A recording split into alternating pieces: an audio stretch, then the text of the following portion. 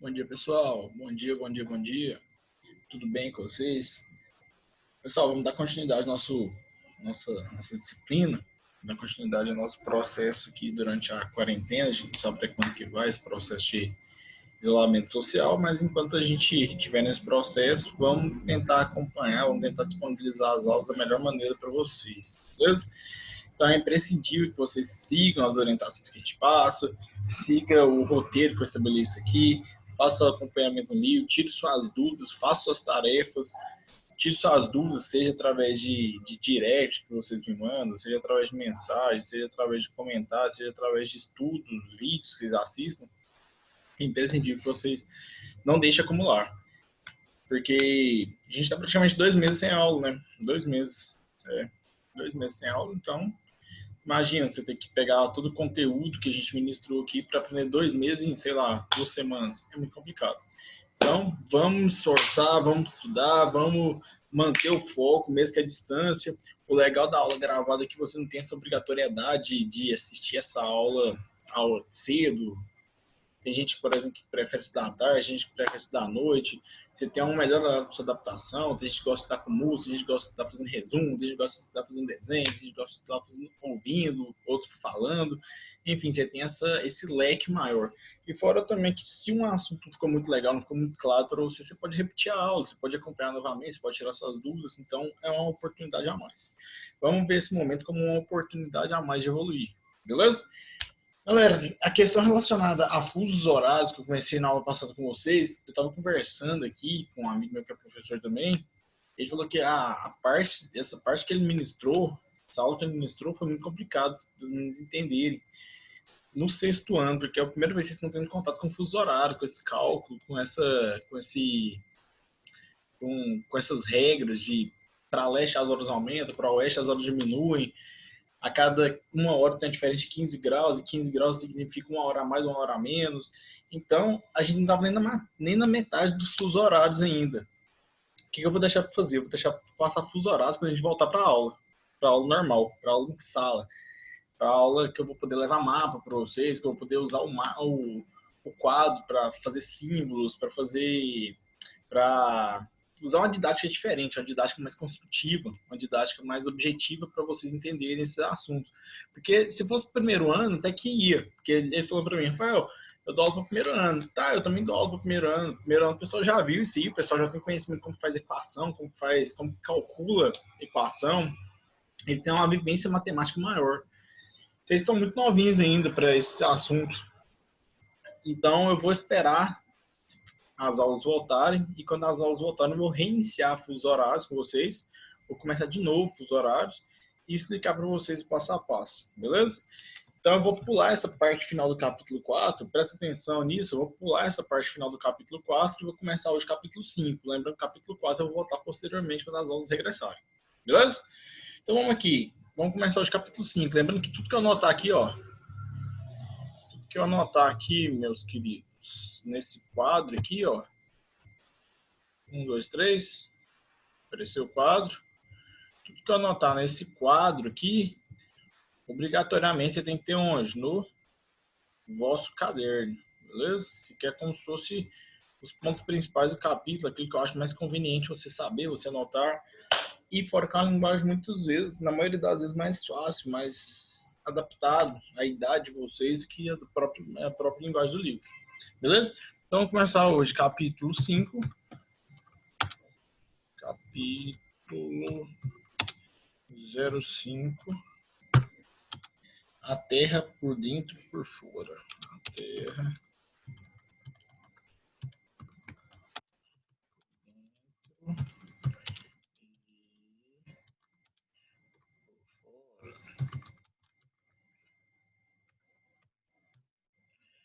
tudo tá na página. Começando na página 111. Quando a gente pensa, por exemplo, na Terra, a gente lembra da formação. A primeira coisa que tem que saber é a formação da Terra. Tem a formação, a teoria. Tem a gente trabalha basicamente com duas teorias. A teoria bíblica, que é aquela teoria lá, Deus criou o homem, Aqui Adão, criou Eva, criou todo o universo em 7 dias, em 6 dias, no sétimo ele descansou. Mas para a comunidade científica, para a ciência,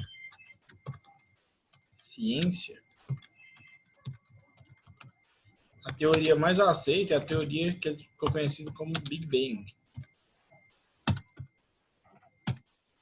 Então, Fael, você acredita em qual?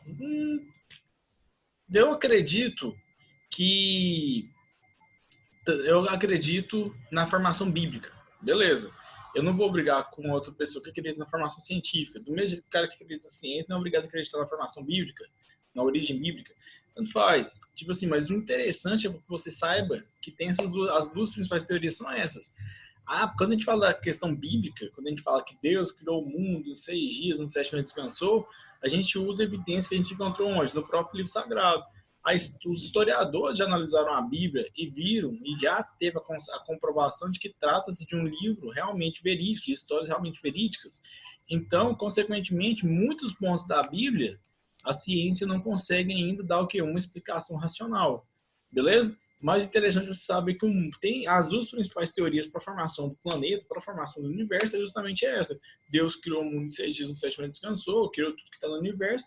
E a teoria do Big Bang, que foi um acúmulo de energia muito grande, que chegou um momento que acumulou tanto num espaço tão pequeno, num espaço relativo a uma cabeça de um alfinete, cabeça de uma agulha, chegou um momento que essa energia acumulou tanto que ela explodiu.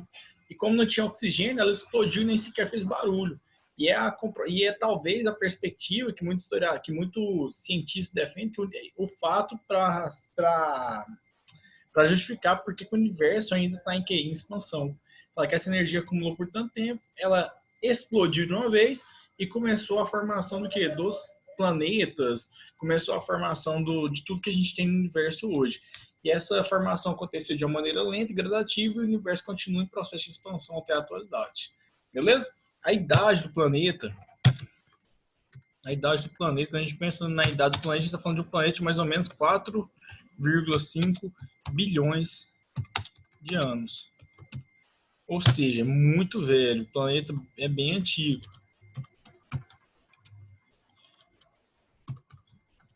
Bilhões de anos.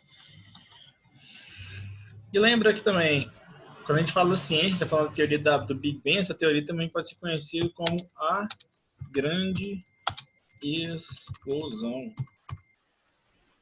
E é o fato que justificaria para o universo se encontrar processo de expansão até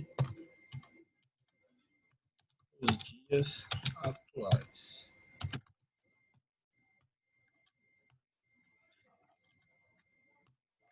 Beleza? Então, a gente tem essas duas perspectivas. A idade do universo do planeta seria de mais ou menos 4,5 bilhões de anos. O planeta passou por um processo de resfriamento, já que quando teve essa explosão, a temperatura foi extremamente alta e, consequentemente, com o passar dos anos, o planeta tende a se resfriar. Tende a perder um pouco, foi perdendo energia e aconteceu o quê? O resfriamento do planeta. Até que a vida surgiu bem posteriormente. Quero deixar bem claro para vocês isso também. Tipo, não é a princípio, o ser humano surgiu junto com o planeta. O ser humano no planeta tem muitos cientistas que falam que se comparar ao surgimento do planeta com o surgimento da raça humana, o ser humano teria nascido, talvez, se comparando com a partida de futebol, o ser humano teria nascido no último segundo do segundo tempo da prorrogação de uma partida de futebol. Ou seja, o ser humano, dessa perspectiva de formação do universo, é muito, muito novo, é muito, muito recente. Beleza? Fique esperto com isso. O ser humano não surgiu com o início da vida, com o início do planeta. O ser humano surgiu bem depois. Beleza? Na página 113, 112, vai falar justamente isso, sobre essas duas teorias. Vai falar sobre a teoria da formação do universo, da formação do planeta. Vai falar também da questão relacionada às características daquele tempo, como que era aquele tempo, o que aconteceu, que era extremamente quente, como que aconteceu esse resfriamento. Posteriormente, como surgiu os mares, vai vir com a formação dos oceanos, como que os oceanos surgiram. Você vai perceber que as altas temperaturas provocaram intensas chuvas e choveu durante muito, muito tempo. A alta temperatura começou a contrastar, aí a água a gente chama de ciclo hidrológico da água, a água a alta temperatura começou a entrar em atrito com zonas de baixa e alta pressão e começou a causar o que? As precipitações. Consequentemente, começou o acúmulo de água em locais de baixa superfície, dando origem aos oceanos. Você vai perceber justamente essa evolução, vai ver como surgiu a vida, a importância da água no surgimento da vida, quais são os primeiros seres que surgiram, quais as características desses seres, como que eles se relacionavam, e vai vindo de uma perspectiva, vai vindo na página seguinte, na perspectiva relacionada ao chamado tempo geológico. Tempo geológico.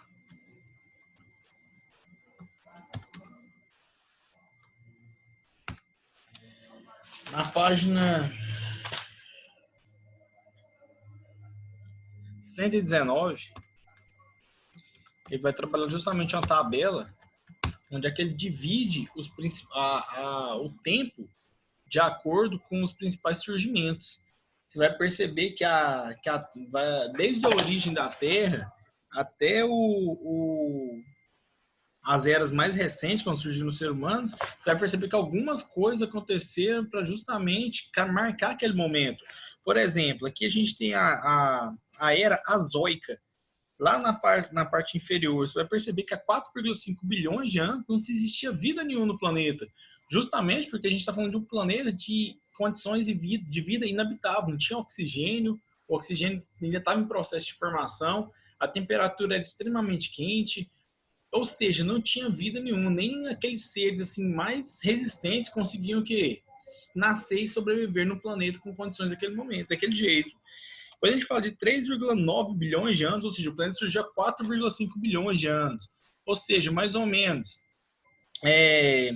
600 milhões de anos depois, você vai ter a primeira formação das primeiras vidas, os primeiros seres vivos do planeta. E o cara fala assim, Rafael, era ser humano? Não, não era ser humano. A gente está falando de seres assim, extremamente limitados, seres unicelulares, bactérias. Então, seres assim, muito resistentes, muito limitados e que se habitam, conseguem se manter em condições de vida extremamente inóspitas, extremamente difíceis. Lembra, o planeta ainda está no processo de resfriamento, mas bem no começo, a temperatura aqui é muito alta, o oxigênio não existe ainda, é muito pouco ainda, então você vai precisar de seres assim, extremamente resistentes a essas condições extremas de vida. Beleza, seguindo aí o fluxo, você vai entrar agora na era paleozoica. Na era paleozoica, você vai ter formação das primeiras algas marinhas. As primeiras algas marinhas é importante por quê? Porque a alga marinha é que começa a fabricação do quê? Do oxigênio. Se a gente falar, o oxigênio é floresta amazônica. Não, a maior parte do oxigênio que nós temos no mundo, quem produz é justamente as algas marinhas. Beleza? Isso aí na era paleozoica. Entre os anos 600 milhões, por volta de 600 milhões de anos atrás e 270 milhões de anos atrás. Entre 135 milhões e 220 milhões de anos atrás, a gente tem o período chamado Mesozoico. Cara, período Mesozoico, vai começar a surgir as angiospermas e as gimnospermas. O que é gimnospermas e angiospermas? Pega seu lápis e anota na frente, são tipos de plantas.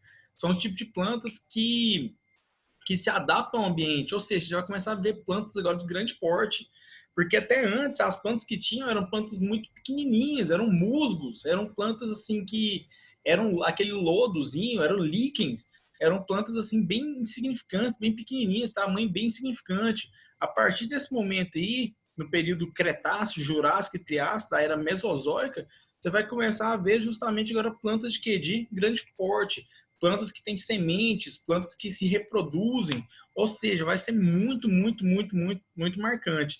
Até que a gente vai chegar no período terciário, da era Cenozoica. Agora você já vai ver agora uma espécie maior de animais, como mamíferos, pássaros, insetos, répteis e os primatas, os macacos, por exemplo.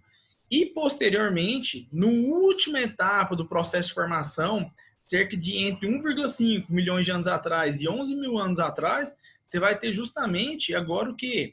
A formação das plantas, como a gente tem hoje, as plantas que se reproduzem, as plantas de grande porte, as plantas frondosas, aquelas plantas arbustivas, essa variedade maior de plantas, mas acima de tudo, agora você vai ter a formação de quem? Do ser humano.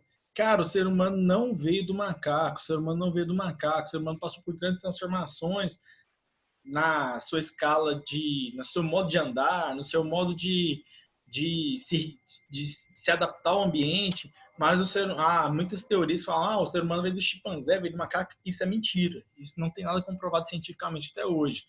Mas, no entanto, interessante saber que, tipo assim, a Terra começou, olha lá embaixo, na era azoica, início da Terra, 4,5 bilhões de anos atrás, onde é que não tinha sinal de vida nenhum. Os primeiros seres vivos começam a surgir justamente 3,9 milhões de anos por volta de 3,9 milhões de anos, ou seja, 600 milhões de anos depois. E o ser humano só vai surgir mais ou menos 1 milhão de anos atrás. Ou seja, entre 1 milhão e 11 mil anos atrás. Ou seja, o ser humano é extremamente recente nesse processo evolutivo do planeta. E essa era geológica, a gente trabalha, por exemplo, com uma perspectiva de tempo muito grande. Você fala assim, Rafael, a era geológica, qual é a diferença da era geológica para o tempo geológico, para o tempo que nós temos hoje, tempo comum, tempo geográfico, por exemplo? A diferença é justamente o tempo. O tempo na escala geológica vai ser muito maior. Você vai trabalhar na escala de milhões e até mesmo bilhões de anos para ter um marco significativo. Diferentemente dos dias atuais, onde é que você vai ter, por exemplo, falar, semana que vem vamos na sua casa, mês que vem, ano que vem, daqui 10 anos, daqui 100 anos. O que é 100 anos dentro de 600 milhões de anos? Não é praticamente nada. Então, essa perspectiva, o tempo geológico, é fundamental para você marcar as escalas de evolução que existem das raças, das espécies, dentro do quê? Da formação do planeta. Dá uma olhada nessa tabela da página 119, dá uma olhada. Você precisa saber, você precisa ter uma noção justamente do período de início da Terra, do planeta, 4,5 bilhões de anos atrás, entender por que não tinha sinal, por que não tinha vida, porque não tinha oxigênio, então, consequentemente, como que ia ter vida? A temperatura do planeta era muito alta. Você precisa saber quando vai surgir as primeiras vidas, 600 milhões de anos depois, 3,9 bilhões. Então, vão ser os primeiros seres vivos. Como eram esses seres vivos? Eram seres unicelulares, eram bactérias, eram seres assim, extremamente resistentes às condições inóspitas que tinha no planeta. Você vai precisar entender também, por exemplo, na era paleozoica, o surgimento das algas marinhas são fundamentais para produzir o oxigênio e, consequentemente, ter uma possibilidade, um leque maior de espécies que vão surgir. Imagina se tivesse oxigênio, nem nós havíamos surgido ainda. Na era mesozoica, para você ter uma noção que vai começar a surgir o que? As plantas angiospermas, as plantas que se reproduzem, que tem semente, que tem flor, que tem fruto. Ou seja, vai ter uma variedade maior de plantas. E na era cenozoica, você vai ter agora, no período terciário, você vai ter um leque maior de quê? De espécies animais. Pássaros, répteis, primatas, anfíbios, insetos. E o ser humano surgindo posteriormente, na última escala de tempo, na última escala geológica, no período quaternário da era cenozoica, surge justamente que é o ser humano. Faz um esqueminha aí destacando esses pontos principais que eu acabei de falar para vocês. É fundamental que você tenha essa noção de escala de tempo. É fundamental que você tenha essa noção relacionada ao tempo geológico e o surgimento da vida, as principais características, os principais pontos que essa escala geológica vai influenciar na nossa contagem do tempo. Beleza? Tempo cronológico é um tempo que a gente leva em consideração pequenos fatores, como o tempo do dia a dia, meio-dia almoço, 25 de dezembro comemora o Natal, daqui 4 anos tem Copa do Mundo, daqui 100 anos vai ter, sei lá, um cometa vai passar próximo à Terra, ou seja, é um tempo em curta escala de tempo. Mas 100 anos é muito? Para a geologia, sim. Você está vendo que as transformações de anos, as grandes transformações de anos na formação do planeta aconteceram sempre na escala de milhões e até mesmo bilhões de anos. Então, o tempo geológico é uma contagem de tempo muito maior que o tempo cronológico que nós temos. O tempo, o cachorro que está lá na sua casa agora, o gato que está na sua casa agora, ele não sabe que hoje, por exemplo, é quarta-feira. Ele não sabe que a gente está no mês de abril. Ele não sabe nem o nome dele. Então, consequentemente, o tempo foi criado, foi adaptado pelo ser humano justamente para facilitar suas atividades no decorrer da vida. facilitar suas atividades no transcorrer da sua vida. Imagina, para você ter tipo uma referência de tempo, uma referência de um padrão de tempo para estabilizar, para equilibrar as relações do mundo como um todo. Então foram vendo as transformações, as evoluções,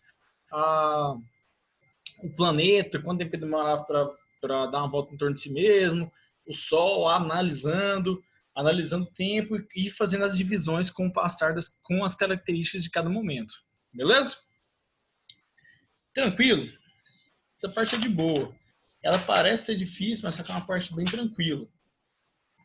Você vai dar uma lida depois aí, ó, na página 116, eu falo sobre o tempo geológico, que vai levar justamente, que é o tempo justamente que as pessoas utilizam para ver as grandes descobertas na formação do planeta, no processo de formação e adaptação do planeta.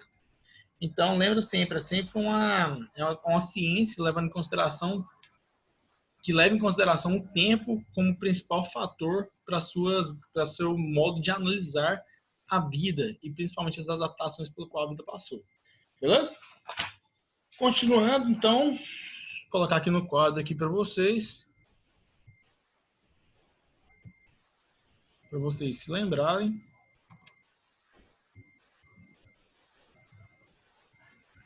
Vamos marcar aqui foco na tabela da página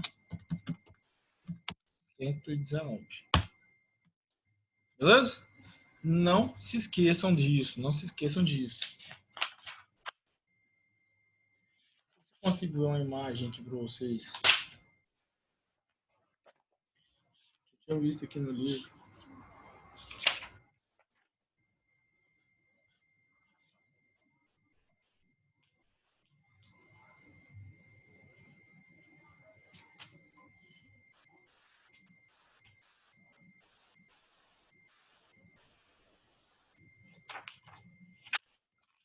Ok, mas depois eu pego para vocês. Beleza? Tranquilo? Vou apagar essa parte aqui.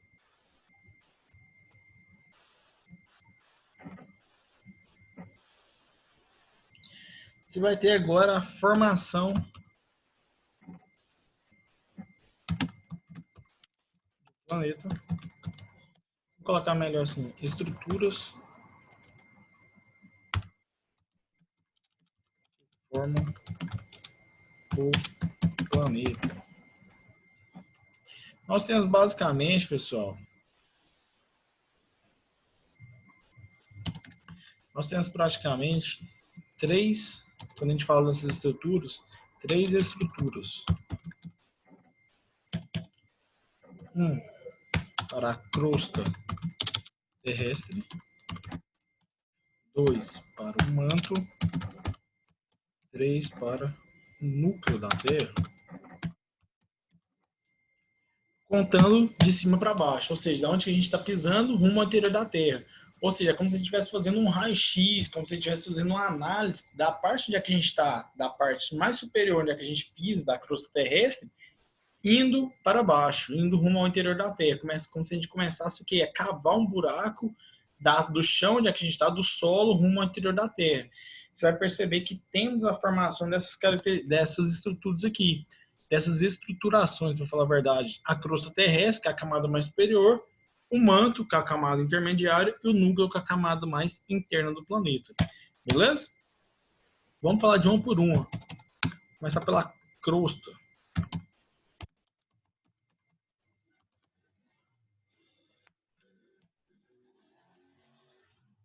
Quando a gente fala em crosta terrestre, é bom você ter noção que nós temos 2 tipos de crosta terrestre. A crosta terrestre do tipo continental. Temos um para continental. A crosta terrestre continental. E a crosta terrestre oceânica. Beleza? Temos essas duas características, temos esses 2 tipos de crosta terrestre, a crosta terrestre continental e a crosta terrestre do tipo oceânico. O pessoal tinha travado aqui, mas assim, então eu falei, igual eu tava falando para vocês, a crosta terrestre ela é dividida nesses dois tipos aí, crosta terrestre do tipo oceânico e crosta terrestre do tipo continental, beleza? Esses dois tipos. A crosta terrestre continental é onde que a gente está agora, onde é que forma os continentes, e a crosta terrestre é aquela parte mais fina, assim, aquela parte onde é que forma o piso dos oceanos, digamos assim. Pessoal, a melhor maneira de se entender essa perspectiva da Terra seria você pensar num ovo. Imagina um ovo cozido. Um ovo cozido. Onde é que a gente mora naquela casca do ovo, naquela parte de cima. E a gente estaria saindo do rumo da casca e indo rumo à gema do ovo. E à medida que você vai aprofundando, você vai tendo materiais mais o quê? Mais gelatinosos, a temperatura é maior, a pressão é maior. E a gente fala de uma estrutura da Terra, que da superfície até o seu núcleo, a gente estima que teria mais ou menos 6.400 quilômetros.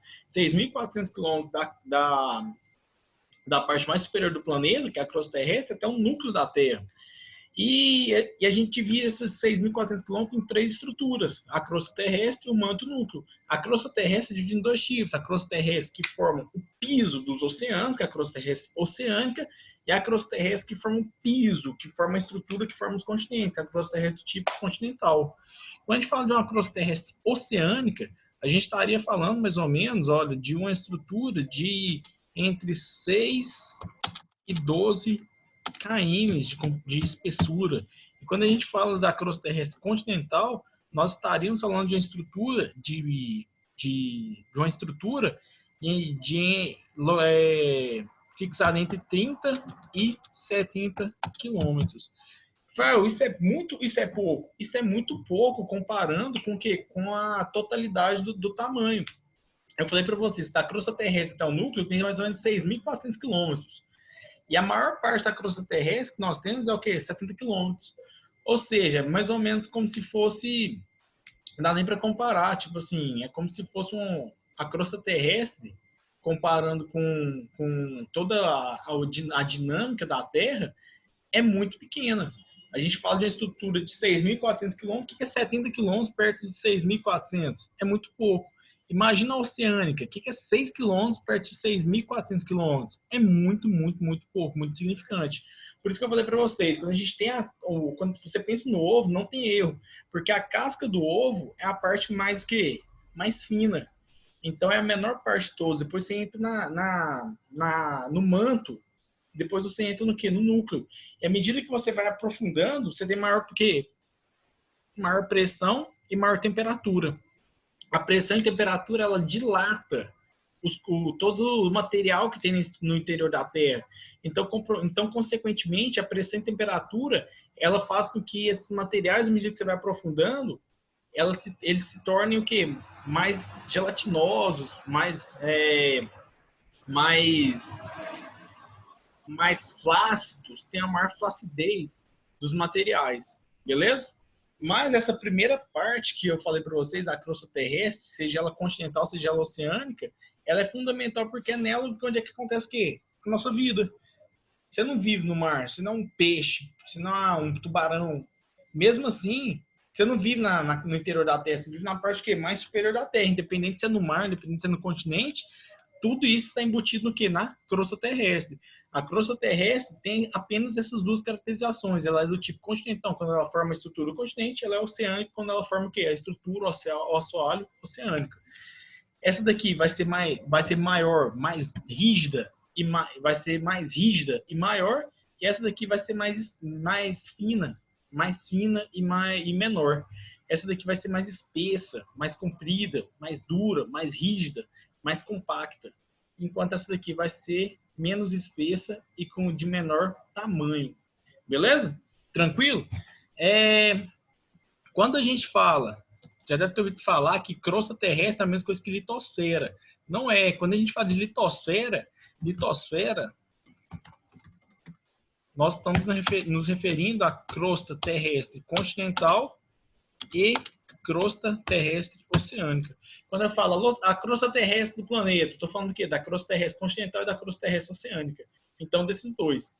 Beleza? Tranquilo?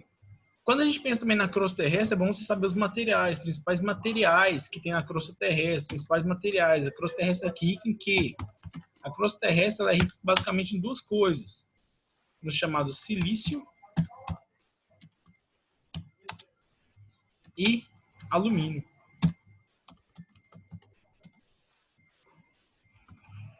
Pode aparecer em questões para vocês o chamado cial. O que é o cial? Silicatos e alumínios. Então a crosta terrestre é rica em cial? Verdadeiro, silício e alumínio. Tranquilo? Calma. Eu sei que é muita informação nesse primeiro momento, mas só que é assim mesmo. No livro está explicando de maneira mais detalhada na página 121, que ele vai fazer tipo um desenho do interior, da parte externa do planeta até a parte mais interiorana do planeta, saindo da crosta terrestre, chegando no núcleo. Essas partes justamente simbolizam essa perspectiva, onde é que você pensa no ovo, você não erra. A casca do ovo é uma parte mais fina, uma parte mais dura, e à medida que você vai aprofundando rumo ao ovo, você vai tendo o quê? Estruturas maiores, só que ao mesmo tempo mais o quê? Gelatinosas, com seus materiais mais espalhados, mais espessos, mas assim, pensa nessa estruturação para você pensar nessa perspectiva total do espaço. A gente está falando de um espaço de mais ou menos 6.400 quilômetros. A crosta terrestre, perto desses 6.400 quilômetros, é que tem a menor parte toda, onde é que na maior proporção dela, ela alcança o quê? Apenas 70 quilômetros de espessura. Beleza? Tranquilo? Essa é a primeira parte, relacionada à crosta terrestre. Eu vou fazer aulas separadas, porque senão vai ficar muitas informações para vocês nessa aula. Então, vou fazer o seguinte, vou encerrar essa aula relacionada à crosta terrestre, depois eu volto com a aula referente ao manto e ao núcleo, porque igual eu falei para vocês, são três estruturas que formam a parte, são três estruturas que formam a Terra, a crosta terrestre, o manto e o núcleo. Se eu falar das três na aula só, talvez fique meio complicado para vocês. Então, eu vou fazer o seguinte, eu vou encerrar essa aula da crosta terrestre, depois eu volto com a aula falando só sobre o manto e o núcleo. Porque o manto também vai ter essas divisões, vai ter essas particularidades e o núcleo também. Beleza? Qualquer dúvida me pergunta e qualquer dúvida me chama no direct. Beleza? Eu volto em seguida com a próxima aula, complementando esse assunto.